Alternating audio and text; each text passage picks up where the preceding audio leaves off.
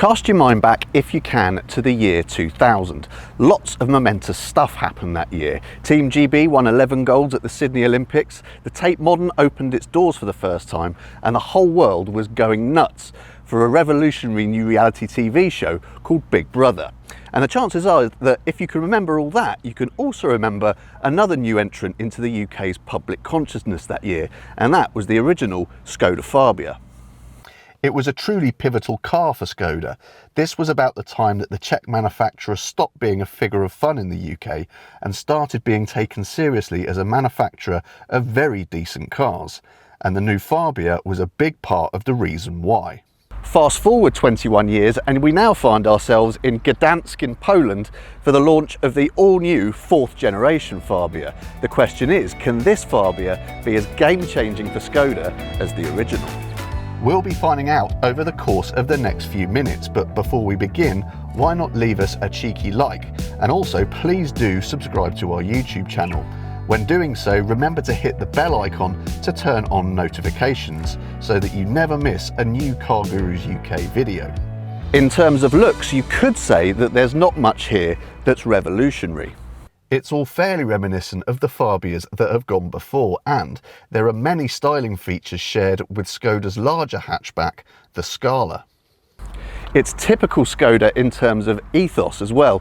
What Skoda has done to great effect in the past is to offer a larger than average car for the class, but for a smaller than average price. And the latest Fabia certainly has the first part nailed.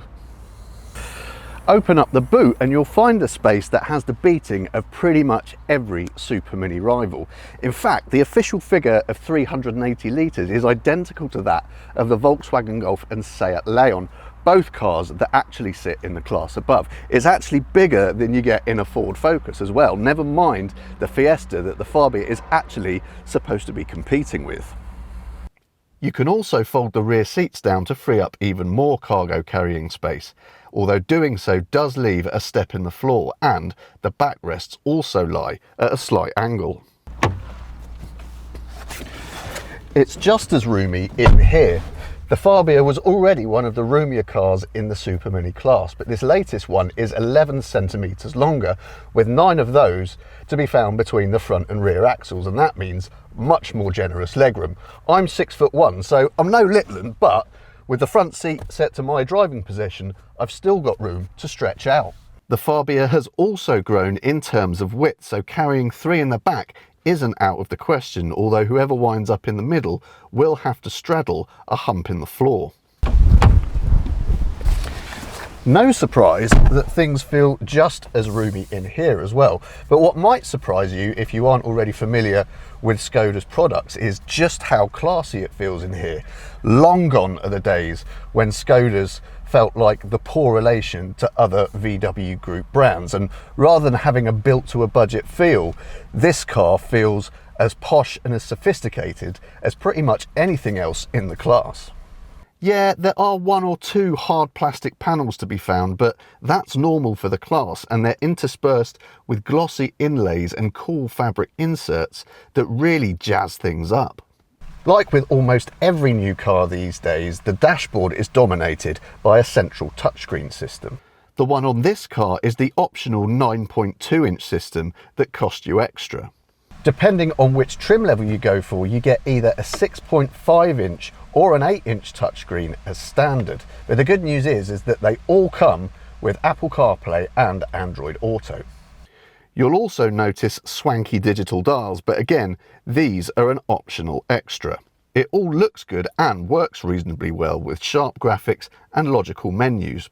You've also got separate temperature controls, but it is slightly annoying that if you want to do anything more complicated with the aircon system, such as change the fan speed or the direction of the airflow, then you have to delve into the touchscreen menus, which is both irritating and distracting when you're driving. Speaking of which,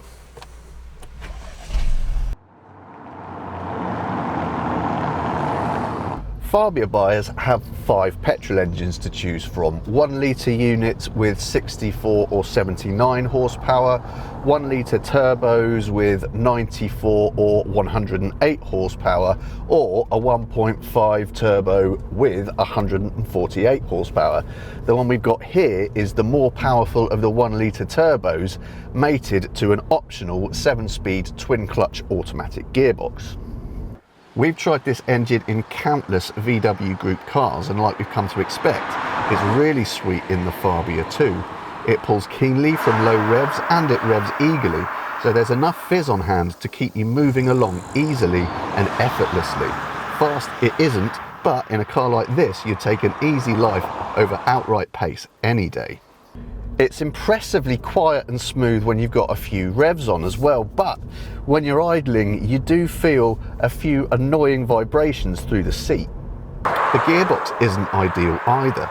It swaps gears smoothly and it usually selects the right one at the first time of asking, but when you ask for a sudden burst of acceleration that warrants a kickdown, the transmission is a little bit slow to deliver.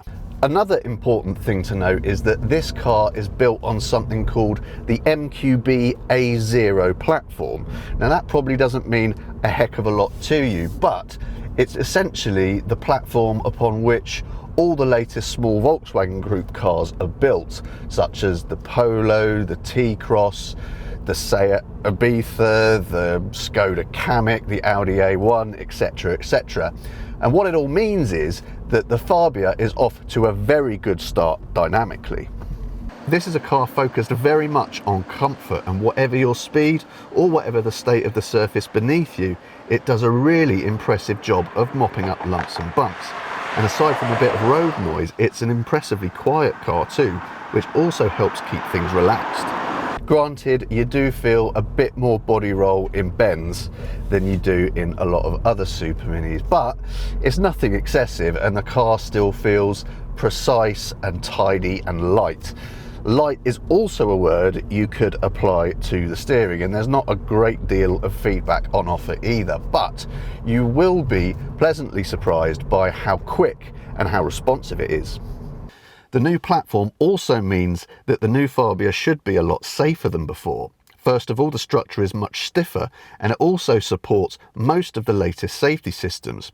Depending on your trim level and the optional extras you select, it's possible to have automatic emergency braking, adaptive cruise control, lane keeping assistance, blind spot alerts, traffic sign recognition, a self-parking function, and up to 9 airbags. And in a car that's likely to be used as a family car, that has got to be a good thing. Overall then, the latest Skoda Fabia is a really well-rounded car, which impresses particularly with its practicality, its quality and its comfort. Precisely how appealing it ends up being will depend a lot on how much it costs. After all, it's a Skoda, and Skodas are all about being a high-value proposition. And as of right now, prices haven't yet been announced. However, Skoda is well aware of the nature of its appeal, and we can't see the company shooting itself in the foot by pricing itself out of the market. And if we're right, then the Fabia is going to be a very appealing prospect indeed. We'd love to know what you think about the Skoda Fabia, so please do tell us in the comments, and also don't forget to subscribe to the CarGurus UK YouTube channel. And to find great deals from a top-rated dealer on your next car, visit cargurus.co.uk.